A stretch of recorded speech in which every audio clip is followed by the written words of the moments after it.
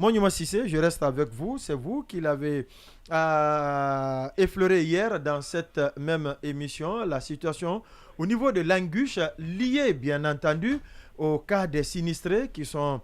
L'élan de solidarité a été de mise et il a été salué par plus d'un et même le chef de l'État en a parlé dans son discours de Nouvel An. Mais à côté, il y en a aussi qui profitent pour détourner ces différents dons destinés aux sinistrés, la mine Monument Sissi. Alors, ce qui nous intéresse aujourd'hui, c'est le don qui a été fait par Siao, le PDG de Siao. Monsieur Daglala. Hein? Oui, Daglala. Hassan Daglala. Oui, le PDG, l'homme de tous les présidents. Ouais. Donc, un puissant opérateur de tous les régimes. Ouais. Un puissant opérateur économique. De tous les présidents, c'est trop doux. Et puis voire même un peu trop léger, quoi. Donc c'est l'homme de tous les régimes. C'est une personne de mauvaise réputation et de mauvais nom. C'est quand même Daklala ou quoi là. Donc Hassan Daglala. Non, c'est, vous savez, c'est des investisseurs de cette nature qu'il faut essayer d'éradiquer dans un pays. On va finir d'abord avec... Non, je reviens à vous tout à l'heure. Mais il faut pas... C'est pas le débat sur la personne physique. Non, c'est important. Mais c'est le don qui est fait. Nature. Non, mais ici, c'est le don qui est détourné. Oui. Revenons sur le fait. Allez-y. Le don ressemble souvent au donateur. Hein. Ah bon, hein? Oui, ça reflète toujours. Mais il y a un lien. Allez-y, qu'est-ce qui s'est passé sur le don fait par Hassan Daglala? Allez-y. Alors, c'est bien, après cette parenthèse volcanique de mon jeune frère Marwan. Donc, on va revenir sur le don. Alors, je dis bien que le don, il a été fait le 19 décembre 2023, parce que je me suis approché à certains responsables, à des travailleurs de Siao. Donc, ils m'ont confirmé les informations que j'avais. Parce que j'ai été alerté par... des citoyens. Le 19, ça c'était mardi, le surlendemain de l'incendie. Alors, bien sûr. Donc j'ai été alerté par des citoyens qui ont suivi cette opération au marché de Bonfim. Oui. Donc, cette situation de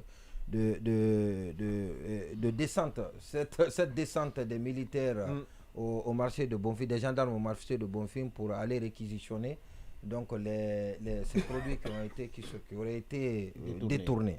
Alors donc j'ai été interpellé et j'ai pu recouper auprès de toutes les sources.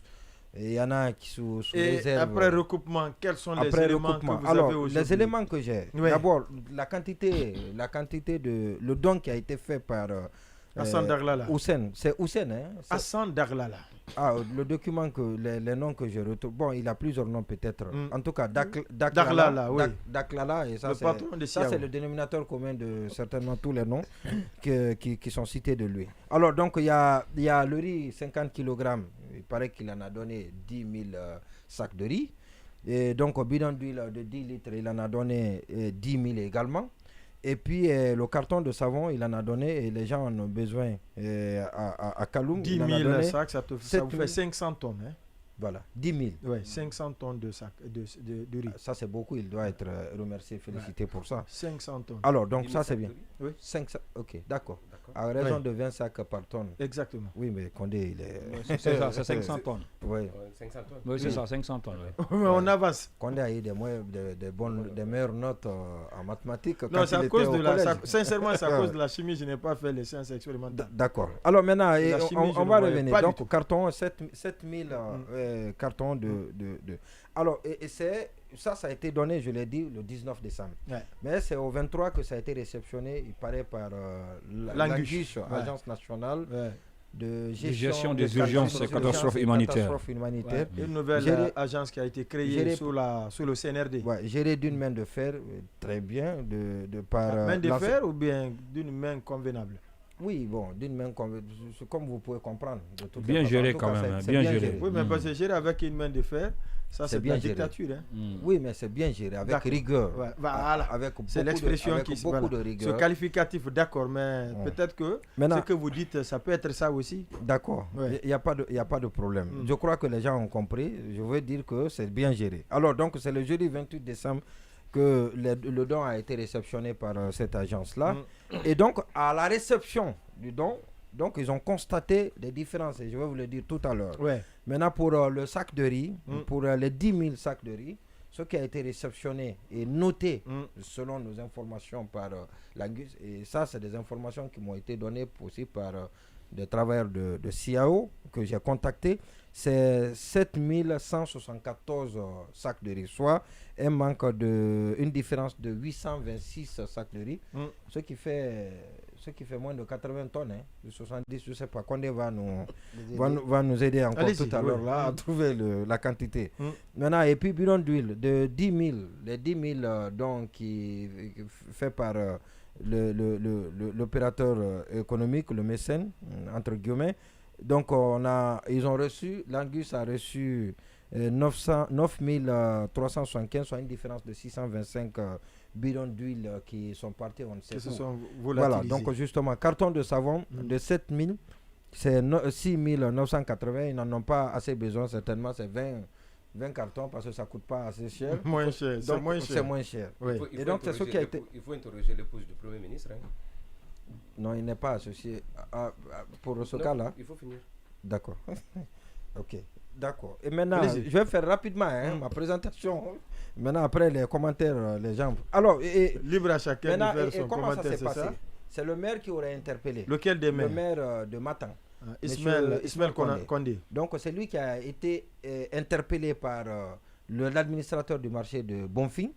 Et donc, qui lui a dit qu'on est en train de débarquer, il y a une remorque qui est en train de débarquer des riz, le riz, des quantités de riz qui seraient destinés, des dons destinés aux sinistrés. Alors, donc, il a interpellé qui de droit, donc l'agence. Et à la suite de ça, donc l'ordre a été donné de réquisitionner et donc de récupérer toute la quantité. Entre-temps, il y a le commissariat qui a été saisi, le commissariat de se joindre à l'administrateur, et puis il y a les OPJ qui ont suivi le dossier. Alors, donc d'après les premiers rapports qui ont été élaborés, donc dans le premier magasin, ils ont trouvé 295 sacs de riz. Dans le deuxième magasin, ils ont trouvé 100 sacs de riz. Donc, ce qui fait au total 395 sacs de riz. Et ce qui est totalement, ce qui est différent, ce qui est en deçà, totalement en deçà de la quantité de riz qui devrait être disparu, livré. Justement, qui a disparu. Alors, donc, et puis, il y a la gendarmerie. La gendarmerie départementale de Conakry, qui aurait été impliquée à travers le haut commandant de la gendarmerie nationale qui aurait été saisi. Le général Bala Et donc la gendarmerie a fait une descente. Et après les investigations de la gendarmerie a trouvé 400 et quelques sacs de riz. Et donc il a trouvé des quantités de sacs de riz à la DPJ, et les quantités de sacs et d'autres quantités de sacs à la DPJ. Oui, selon des informations que je vais recouper tout à l'heure. Donc, qu'on va recouper plus tard. Et d'autres quantités de riz ont été retrouvées également au commissariat. Donc, les deux qui ont travaillé en tandem donc, sur ce cas de détournement. Donc, ça veut dire que ce qui a été déclaré, selon un constat, après donc il y a eu un détournement dans le détournement. Voilà, justement. Et donc, ce qui veut dire que et même ce qui a été déclaré, les descentes ce qui a été déclaré des corps habillés aussi au niveau du marché de médicaments. Alors, la déclaration qui a été faite, c'est qu'on a sous-évalué la déclaration, c'est-à-dire on a dit 395. Alors le reste qu'ils ont saisi, ils l'ont gardé. Par déverrouillé. Et justement, ils pensaient qu'il n'y aurait pas eu d'autres investigations qui allaient être faites pour aller trouver la quantité qu'ils n'ont pas déclarée. Et malheureusement pour eux, donc la gendarmerie s'est mêlée à cette enquête et la gendarmerie a retrouvé. Et ce qui veut dire qu'il y a encore d'autres quantités. Et pour le moment, il reste encore à retrouver plus de 300 sacs de riz, et sans compter les cartons de savon, les 20 cartons de savon et les 625 bidons d'huile qui ne sont pas encore retrouvés du don qui a été fait par le patron de CIAO, et les enquêtes se poursuivent. Je ne veux pas aller très loin, et parce que je ne veux pas je ne veux pas aller contre le secret de l'instruction. Il y a des policiers de la DPJ selon nos informations, et même des policiers aussi de la police du commissariat central. Donc, le chauffeur de la remorque qui travaillerait à CIAO, et le convoyeur, comme on appelle, l'officier de liaison du palais où les dons sont stockés, je ne sais pas, où les dons sont reçus plutôt, où les dons sont reçus. Donc lui également aurait été interpellé, un certain un colonel. Donc il y a un lot de personnalités civiles et militaires et policiers qui sont interpellés à ce jour et qui sont en train d'être entendus. Et parce que le président attacherait du prix à retrouver les coupables et à les sanctionner à la hauteur de la fermeture. Donc on va revenir là-dessus. Oui, mais on m'apprend que c'est plutôt le détournement a été plutôt détecté par un groupe de médias d'une radio de la place. Donc on m'envoie tout à l'heure le nom. Non, pas un groupe de médias. Quel groupe de médias? C'est nous qui le disons maintenant. Quel est le groupe de médias qui a détecté ça? C'est le message que quelqu'un d'autre. Quel groupe? C'est maintenant, on le dit dans un média. Justement, par rapport à la situation. À la communication faite ou à la présentation faite tout à l'heure par Monument. Allez-y. À moins que je ne me trompe dans mes souvenirs ou que si tel arrivait à être, je n'hésiterai pas de présenter des excuses. Mais c'est évident, l'Aklala ou Daklala a fait ce don et a remis le don qu'il a fait en faveur des victimes du dépôt de l'incendie qu'il y a eu au niveau du dépôt central, dépôt central de Conakry. Il a remis son don à l'épouse du Premier ministre, donc à son domicile. Il en a fait beaucoup alors. Parce que celui-ci, le don, il a été c'est le seul don qui a été présenté à la RTG. Qui... Ce que je vous dis, Monument, à moins que je ne me trompe. Et si vous doutez déjà, non, je vous dis le seul don qui a été fait avec tout ce tonnage. Si mes souvenirs sont bons, le don a été remis à l'épouse de Bernard Gomou, qui est la patronne de holding Lanala. Parce qu'on n'est plus dans Lanala Assurance, maintenant on a créé un holding, donc c'est devenu holding. Et le don a été fait au domicile de l'épouse de du Premier ministre. Donc ça, les archives de la RTG en font foi. Je pense que s'il faut être sérieux dans les enquêtes, si on veut retrouver les coupables, je ne dis pas que l'épouse du Premier ministre a détourné quoi que ce soit, mais elle doit être entendue et l'Anana Holding doit être entendue. À partir du moment où le don a transité entre les mains de l'épouse du Premier ministre. Ça, c'est la première observation. À moins que d'autres informations contraires. C'est à elle qu'on a remis. Je voudrais bien savoir parce quel titre. Ce don était... Permettez-moi, parce que c'est important que je le précise. La précision, elle est importante. Voilà, ce don, il a été fait au président pour remettre aux sinistrés. Il est resté, comme je l'ai dit tout à l'heure, c'est le lendemain, vous l'avez dû constater, et c'est le jeudi que le don a été présenté, plus de 2 semaines, et se sont écoulés avant que... Donc peut-être qu'on a demandé, après, avant de passer alors c'est l'expression qui est consacrée en Guinée. Tout part et revient au chef. Mais pourtant, si c'est destiné aux sinistrés, non, ça se passe comme ça. Non, je dis c'est l'expression consacrée. Voilà, exactement, la tradition. Un opérateur, ce n'est même pas dans notre tradition.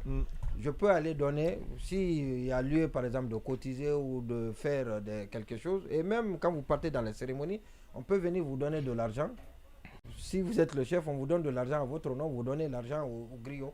Ça se passe comme ça. C'est l'État qui a il arrive souvent qu'on donne au président et que le président présente à son nom. Donc ça se passe dans notre... Ça c'est plusieurs fois arrivé, mais le président, selon les informations... C'est l'État qui a organisé. Tout ceci concourt au culte qui a organisé la collecte. Je ne suis pas en train de défendre, j'explique. Oui, c'est ce que j'ai dit. La tradition guinéenne, tout va et revient. C'est l'État même qui a organisé la collecte. Ce n'est pas mauvais que l'État aussi le soit. C'est l'État qui a organisé la collecte. Et c'est les courtisans. Quand on est courtisan et opportuniste, on le fait. Tout ne doit pas revenir au chef. Ça, en le disant même, il faut qu'on arrête de déifier des individus comme nous. Ils sont mortels comme nous. Il ne faudrait pas qu'on verse un peu dans l'exagération. Ce que je voudrais dire, en termes clairs, si aujourd'hui on présume un cas de détournement de vivres qui est destiné aux sinistrés de l'incendie, je pense qu'aujourd'hui, il est important de mettre le curseur sur l'épouse de Bernard Gomou. Parce que ce don a transité entre ses mains. Je le dis en connaissance de cause, parce que l'information a été largement diffusée sur la RTG. Pour ceux qui ont suivi l'information, on a dit que cet opérateur économique a fait un don de plusieurs centaines de sacs de riz en faveur des sinistrés. Mais le X, c'est quoi? On passe par une entreprise gérée par une entreprise qui appartient au Premier ministre. Donc, on fait le don, on remet le don à son épouse. Ça m'avait interrogé à l'époque. Si aujourd'hui on parle de détournement, d'un présumé cas de détournement, s'il y en a, il faudrait interroger l'épouse du Premier ministre. Oui, Baïla Amadou Traoré, c'est vrai, vous venez de prendre le train en marche, mais vous avez suivi l'explication de Lamine Monument Sissé. C'est un don destiné aux sinistrés. Une partie a été dérobée par des hommes en uniforme. Plusieurs d'entre eux, d'ailleurs, sont interpellés aujourd'hui. Comment vous trouvez cette démarche que des citoyens décident d'assister d'autres qui sont en difficulté et que ceux qui sont censés les protéger, sécuriser ces différents dons, c'est eux qui les prennent? C'est diabolique. Ça, c'est méchant. C'est diabolique. C'est cynique. C'est cynique. Et si cela se confirme, parce que moi, j'allais dire que espérons que les enquêtes situent les responsabilités et que les coupables justement payent, mais je n'y crois plus, moi, ce genre. Maintenant, les enquêtes, la justice, etc. Ça, vraiment, je n'ai plus aucun espoir. Ah bon? Oui, sincèrement parlant, qu'une enquête aboutisse sur une réalité, sur retrouver les responsables. Ça aussi, on a dépassé ce cap et c'est pour cela que des gens se permettent ça. Sinon, on sait quand un truc aussi important, aussi sérieux, où si des gens se permettent, ça rend malade d'ailleurs. Si des gens se permettent alors que finalement, les caméras sont braquées sur eux, que ce soit les caméras, tout le monde, les citoyens, les différentes institutions, ils se permettent quand même d'opérer ou de tenter un tel détournement. C'est qu'eux-mêmes savent qu'en réalité, il n'y a pratiquement aucun risque qu'ils soient pris. Et comme on est aussi dans un pays où souvent, on cherche, quand il y a des drames, c'est toujours on cherche des petits, des petits mamadou. Donc c'est possible, comme il a cité par exemple, des chauffeurs ou de l'agence de liaison qui, in fine... Chauffeur est un petit Mamadou dans un vol? Non, mais... Dans un détournement? Oui, quand un détournement d'une telle quantité d'argent ne peut se faire sans une responsabilité. Ouais, parce qu'on peut chercher après à épargner ceux qui sont vraiment responsables de ce détournement. Non, mais parce que lorsqu'on parle d'officiers de liaison, etc., en tout cas, il y a une hiérarchie et espérons que ça ne s'arrête pas justement au bas de l'échelle comme pour plusieurs ministère des Finances, comme pour plusieurs autres, d'accord, ou même récemment, lors du 4 novembre, c'est les gardes pénitentiaires qui ont fait les frais. Jusqu'à aujourd'hui, on se demande où sont les responsabilités au sommet. On dit qu'une enquête est ouverte, un comité de crise est mis en place, mais ce comité jamais n'est passé devant la presse pour faire le point de l'état d'avancement des enquêtes. Je pense que le comité n'a jamais fait une conférence de presse, à ma connaissance. Je ne l'ai pas appris. Pour expliquer, pour dire... par contre, je pense la fois dernière, je l'ai suivi sur la RTG, le directeur de l'Agence nationale de gestion des urgences et catastrophes humanitaires qui a donné des statistiques par rapport aux dons qui sont reçus. Je pense que le comité aussi qui est au-dessus, parce que quand on parle en termes d'organisation, c'est vrai que l'agence est là en tant que direction, en tant qu'agence pour gérer, mais il y a le comité qui est mis en place et qui est censé habilité à récolter et recevoir tous les dons. Je pense qu'il n'y a pas une entité beaucoup plus indiquée pour donner des statistiques pour ce qui a été reçu. Maintenant, ce qui se passe, moi, c'est tout simplement dommage, parce que lorsque les gens sont sinistrés et qu'il y ait des volontaires, que ce soit des individus ou encore des sociétés ou entités ou autres, qui ont la volonté d'apporter le soutien à ceci, et que d'autres personnes qui sont assis tranquillement quelque part, qui viennent pour récupérer, et je ne sais pas, ou détourner, pour profiter de cette occasion et utiliser ce qui est destiné à ces sinistrés. Je pense qu'il ne faut pas être pessimiste. Contrairement à ce que certains pensent, il faudrait que le président de la transition, puisque comme on le dit, c'est lui qui aurait reçu ces dons, si cela s'avère, je ne doute pas de l'exposé qui a été fait tout à l'heure pour Monument, mais il faut les sanctionner. C'est que dans ce pays, on ne sanctionne pas malheureusement. Il faut mener les enquêtes jusqu'au bout. Non, le plus souvent. Ils ont été limogés pour des faits de corruption. Bon, la finalité, on connaît la finalité, a été blanchi. Donc il a été limogé à tort. Monument, généralement, on ne sanctionne pas dans ce pays-là. On sanctionne alors pas. qu'il y a d'autres ministres qui sont sanctionnés de pire. Non, je ne suis pas contre Paul Bière, mais comment on peut accuser de Miss? Je ne voudrais pas. Je ne souhaiterais pas. Je vais terminer, si vous permettez.